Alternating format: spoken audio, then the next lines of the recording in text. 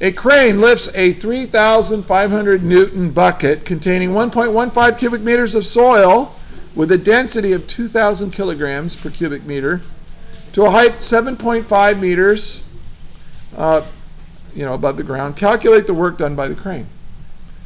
So let's do given.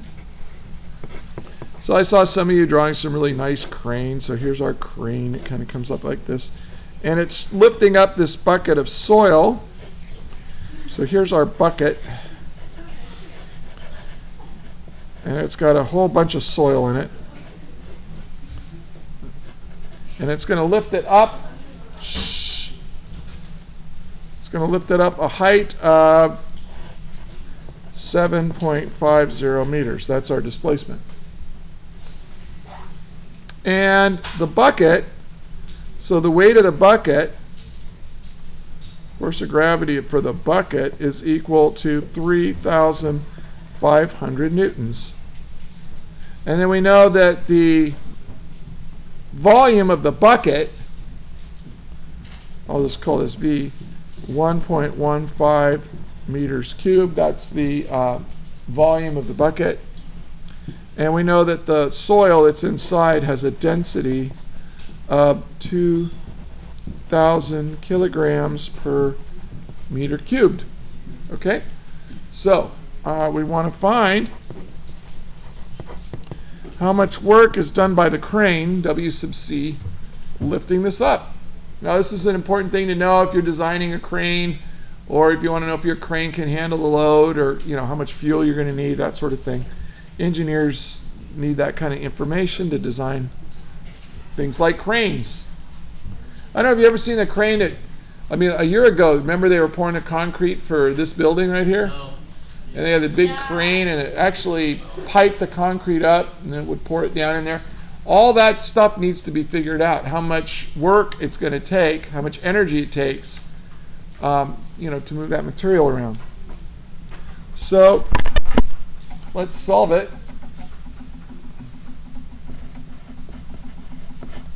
Well, we need the total weight, and I'll just call that F sub G, and that's going to be F sub G for the bucket, which we know, plus the force of gravity for the soil. Okay? Now you didn't have to write it that way, but this is what you have to do. Well, the force of gravity of the soil is the mass of the soil times G.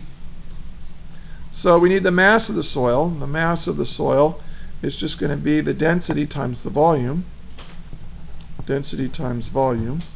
And so that's going to be 2,000 kilograms times 1.15 meters cubed. What meters? What did I do that for? This should be kilograms per cubic meter, and this should be 1.15 meters cubed. And so this will cancel this, leaving kilograms. And you're left with, well, what's 2,000 times 1.15? What do you get? 23,300. Now that's the mass of the soil. To figure out the force of gravity of the soil,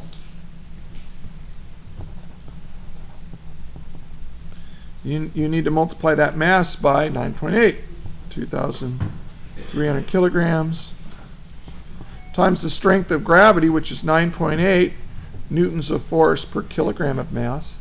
Now, if you put meters per second squared, I got no problem with that, but it's not accelerating here. It's just moving up. So I like to use newtons per kilogram better. And then, so what do you get for the force of gravity of the soil when you multiply these two together? What is it? 22,000, what is it? 22,540. What? Newtons.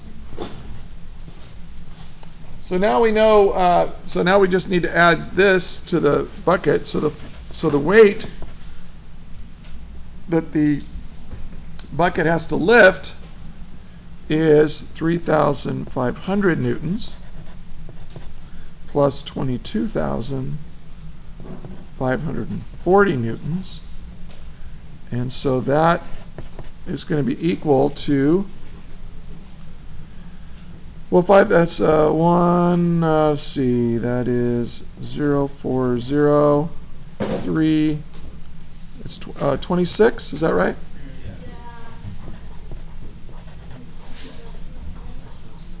Now, this is, if you go back and look at the bucket, this force is what gravity is trying to pull down with it. So in order to lift it, it has to just slightly exceed that force. And let's just say that it's equal to this force. Of course, to get it started, you have to exceed it a little bit. But once it's moving, you just need to support the weight to lift it. So the work done is going to be the force, and it's lifting up with 26,000 newtons of force. And it's going to lift it up 7.50 meters, which gives you the total weight, the total work done by the crane, 195,300 joules. I'll just round it off to that, but you can put the 300 there if you want. Newtons times meter is a joule. Let me check that.